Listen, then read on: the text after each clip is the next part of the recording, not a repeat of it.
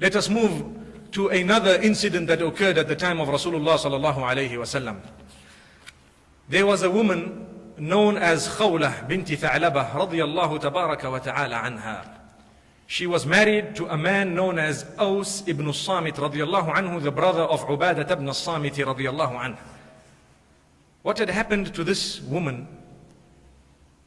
She grew old, and as she grew old, one day she had a little dispute with her husband, who was also quite old.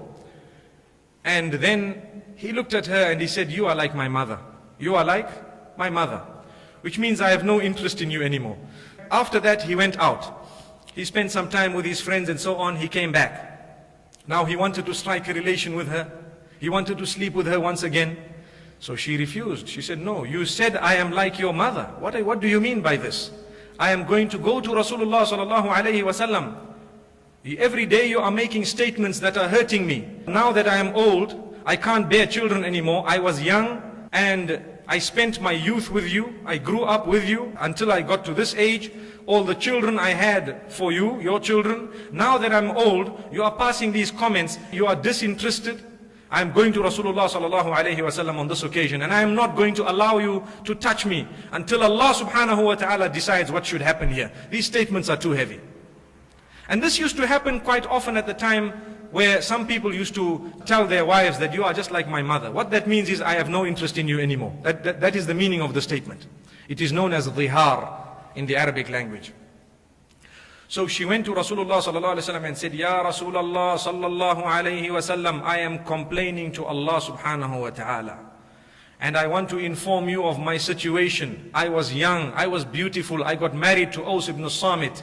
As you know, he is a cousin of mine, and he is my husband.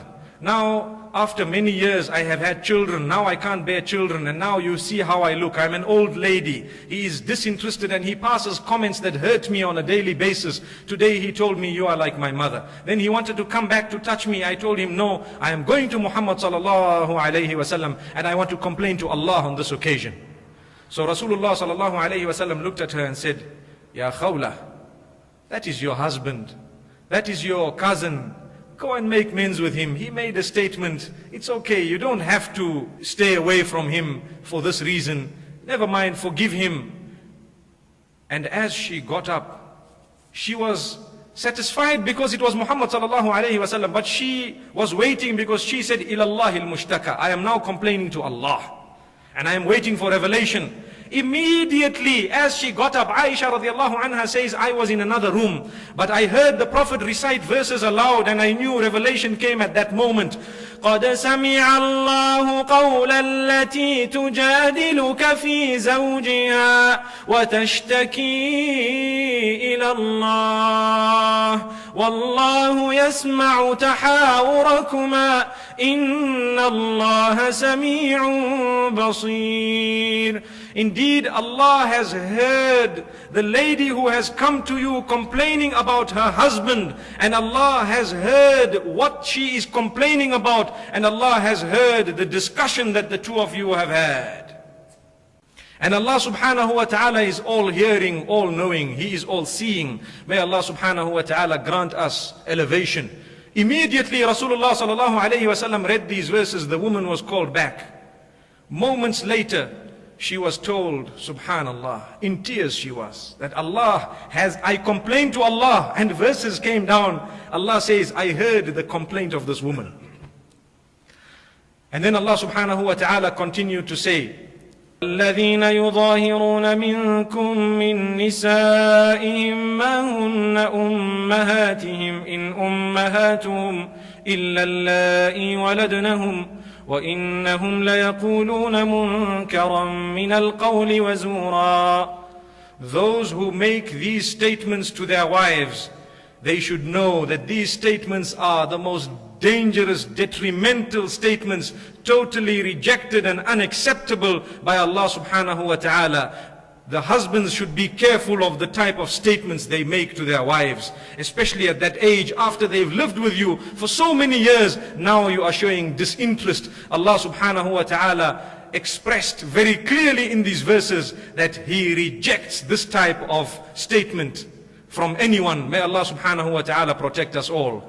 And Allah subhanahu wa ta'ala confirmed for this woman that she must not let this man touch him until he pays a compensation for having uttered that statement. May Allah subhanahu wa ta'ala save us all. So what was the compensation?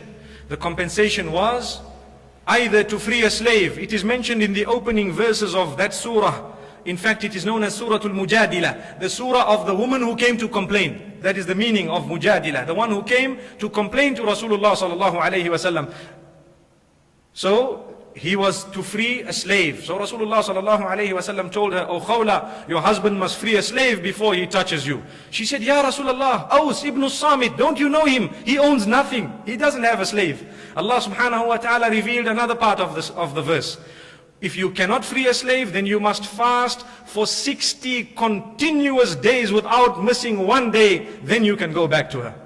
So she looked at Rasulullah sallallahu alayhi wasallam. She was shocked. She said, "Ya Rasulullah, he's an old man. He can't fast a single day.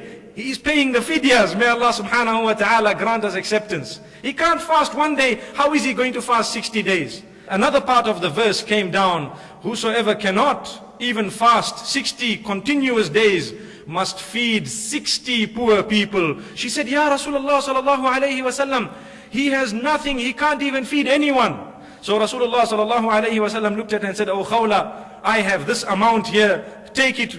This will feed 30 people." She says, "And I have something which I own, and I will make sure that I will feed another 30. We will have 60, and then I will let him get back to me." Subhanallah. So the two of them, Rasulullah sallallahu alayhi wasallam and Khawla, the two of them solved the problem. And this man was told, and it is reported that after that, he was the best to his wife. He always used to make sure that what he utters was always pure and clean. Let me mention Umar ibn al-Khattab radiallahu anhu one day was moving with an army, his whole army, after Rasulullah sallallahu alayhi wasallam's time.